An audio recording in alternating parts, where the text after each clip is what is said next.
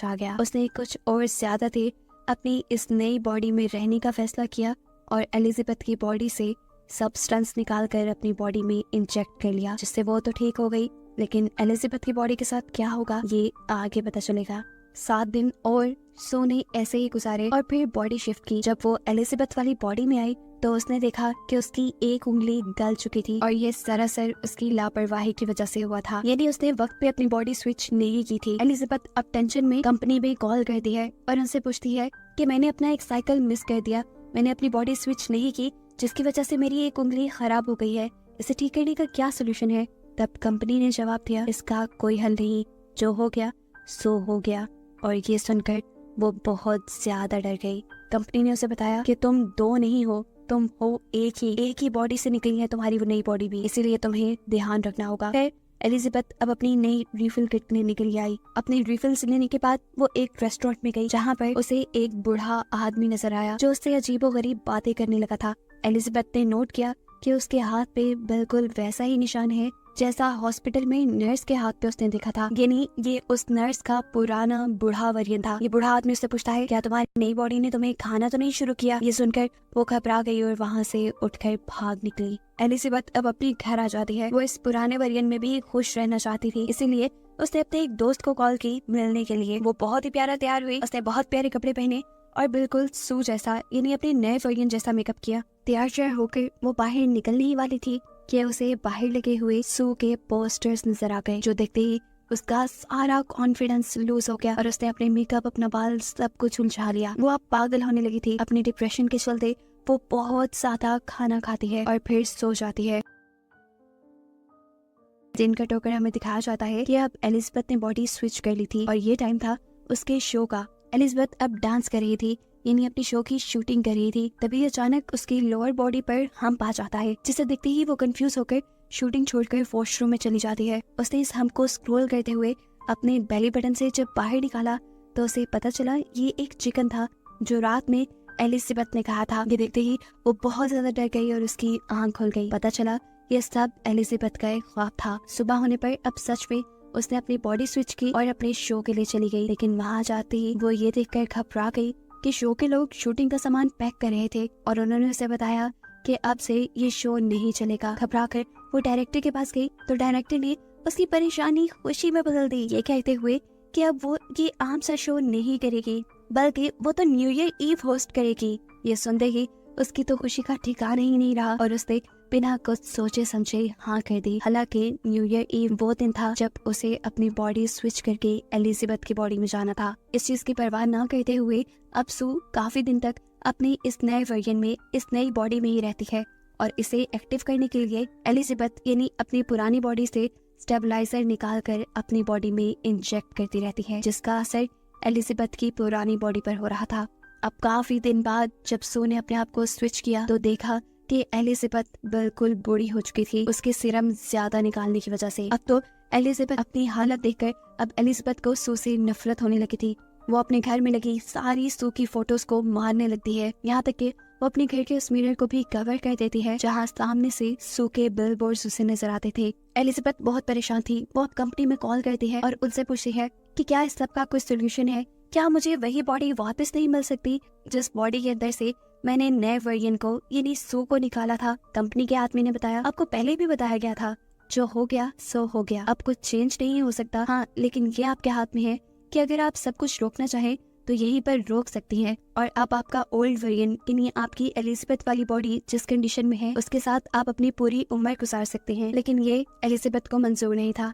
अब खैर एलिजाबेथ को कॉल आई शो की और उसने फौरन दोबारा से अपनी बॉडी स्विच कर ली। बॉडी स्विच करते ही उसने एलिजाबेथ यानी ओल्ड बॉडी के अंदर से एक साथ 3 महीने का सब्सटेंस निकालकर अपनी बॉडी के अंदर इंजेक्ट कर लिया। 3 महीने तक एलिजाबेथ ने सू की बॉडी में बहुत एंजॉय किया और फिर न्यू ईयर ईव की ठीक एक रात पहले उसका फ्लूइड खत्म हो गया। वो आज भी एक लड़के को अपने घर लाई हुई थी और तभी उसे फील हुआ कि उसकी बॉडी के ऑर्गन्स फटने लगे हैं। ये फील होते ही वो फौरन एलिजाबेथ की ओल्ड बॉडी से सीरम निकालने जाती है, लेकिन आज सीरम निकला ही नहीं। ये देखकर वो बहुत ज्यादा घबरा गई और उसने कंपनी में कॉल की और पूछा कि एलिजाबेथ की बॉडी से सीरम नहीं निकल रहा, अब क्या करना चाहिए मुझे। तब कंपनी वाले उसे बताते हैं कि अगर उस बॉडी से सीरम नहीं निकल रहा इसका मतलब आपने सारा सीरम यूज कर लिया है और अब आपको नए सीरम बनने तक का इंतजार करना पड़ेगा। तब तक आप अपनी बॉडी स्विच कर ली।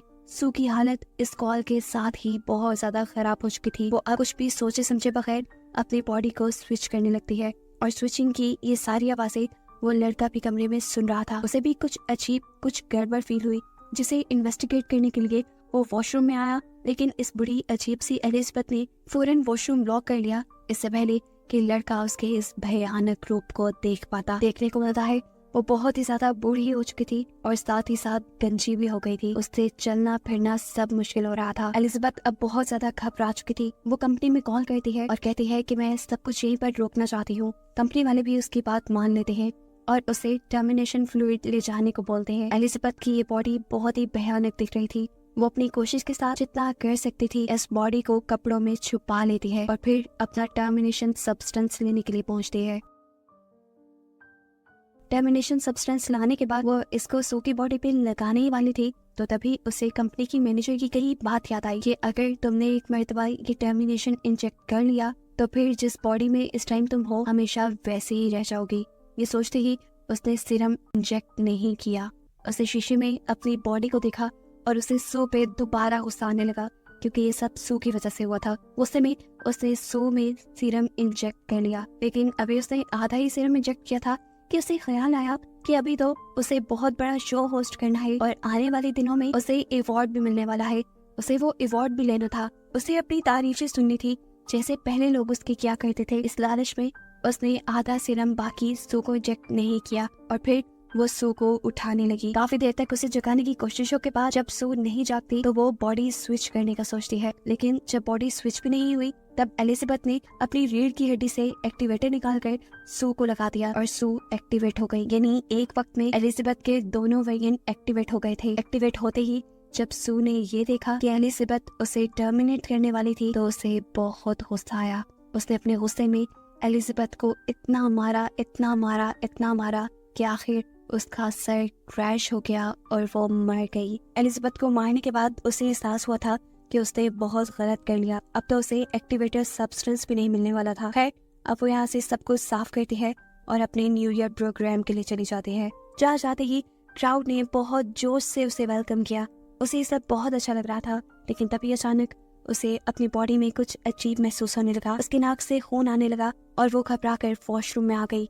उसने जैसे ही मुंह खोला तो उसके 2 दांत टूट कर गिर गए। उसने मुंह खोल के जैसे ही अपने 2 दांतों को और टच किया तो वो भी टूट कर गिर गए और तब उसे एहसास हुआ कि असली एलिजाबेथ के मरने की वजह से उसकी बॉडी खोखली हो गई है। अब उसे अगर किसी भी तरह जिंदा रहना था तो उसे एक्टिवेशन सीरम लगाना था, जिसके लिए वो अपने घर की तरफ बढ़ जाती है। लेकिन जब वो लिफ्ट में थी तभी उसका एक नील और एक कान कट कर गिर गया। वो बुरी तरह घबरा गई, लेकिन तभी लिफ्ट में कोई और इंसान भी आ गया और उसके यहाँ खड़े रहने तक वो अपने आप को बिल्कुल भी घबराया हुआ नहीं दिखाना चाहती थी। उसने बिल्कुल ऐसी एक्टिंग की जैसे कुछ भी ना हुआ हो और फिर जल्दी से वो अपने घर आ गई। अब सू जैसे ही जाकर एक्टिवेशन सीरम लगाती है तो कुछ नहीं होता। तब उसे याद आता है कि उसके पास तो सब्सटेंस भी रखा है जो उन्हें बस एक ही मर्तबा यूज करना था। उसने कुछ भी सोचे समझे बगैर ये सब्सटेंस अपने अंदर इंजेक्ट कर लिया और ये करते ही सू को बहुत ज्यादा दर्द हुआ। पहले की तरह उसकी बॉडी कमर से फटी और अंदर से एक सू और एलिजाबेथ का मिला जुला अजीब सा वर्जन बाहर निकल आया, जो दिखने में किसी भयानक खौफनाक मॉन्स्टर जैसा था। सू एक हाइब्रिड बन चुकी थी। उसकी दिमागी हालत इतनी खराब हो गई कि उसने एहसास नहीं किया अब वो क्या है, वो दुनिया के सामने जा भी सकती है कि नहीं। उसने अपने इस हाइब्रिड चेहरे के ऊपर ही सू की तस्वीर लगाई और अपने शो पे चली गई। जैसे ही वो स्टेज पे माइक के पास पहुंचती है, वहां जाकर उसकी मुंह से फोटो गिर जाती है और सबको उसका भयानक हाइब्रिड चेहरा दिख जाता है, जो दिखने में बहुत क्रीपी था। सभी लोग उससे डरने लगे और उसे मॉन्स्टर कहकर उससे दूर भागने लगी। एलिजाबेथ को देखकर घबराते हुए अब एक आदमी बेसबॉल बैट से एलिजाबेथ के मुंह पे वार करता है, जिससे उसका मुंह कट के इधर उधर गिर जाता है और उसकी बॉडी से खून निकलकर पूरे स्टूडियो में फैल जाता है। सभी लोग घबराकर वहां से चले गए और एलिजाबेथ की बॉडी अजीबो गरीब टुकड़ों में डिवाइड होते हुए किसी कीड़े की तरह रेंगते हुए वहां से बाहर निकल आई, जहाँ नीचे बिल्कुल एलिजाबेथ स्पार्कल का स्टार बना हुआ था। उसकी पूरी बॉडी खत्म हो चुकी थी और बस अब एलिजाबेथ का चेहरा ही अजीब हालत में उस स्टार के ऊपर लेटा हुआ था, जो आसमान की तरफ देखते हुए मुस्कुरा रहा था और एकदम से वो भी फट कर यहाँ पे बस खून रह गया, जिस खून को अगली सुबह यहाँ